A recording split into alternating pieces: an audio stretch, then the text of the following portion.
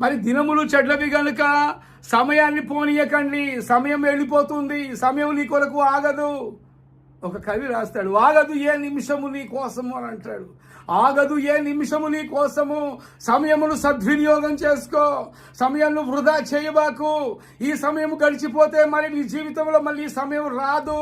ఈ సంవత్సరం వెళ్ళిపోయిందంటే మరి గతించిన సంవత్సరం మళ్ళీ రాదు. నూతన సంవత్సరమే వస్తుంది. మరి నూతన సంవత్సరాలలో మరి నూతన మనసు కలిగి నూతన జీవితం జీవించడానికి మనం ప్రయత్నం చేయాలి. ప్రతిరోజు ఒక నూతనమైన సమయం మనకు వస్తుంది. ప్రతిరోజు ఒక నూతనమైన సమయం, అనగా గతించిన సమయం మళ్ళీ రాదు. అది జ్ఞాపకం పెట్టుకోవాలి. మరి 2024 మరి ఆగస్టు మళ్ళీ వస్తుందా? రాదు. మరి 2020 ఆగస్ట్ ఇప్పుడు వస్తుందా? 21 ఆగస్టు వస్తుందా?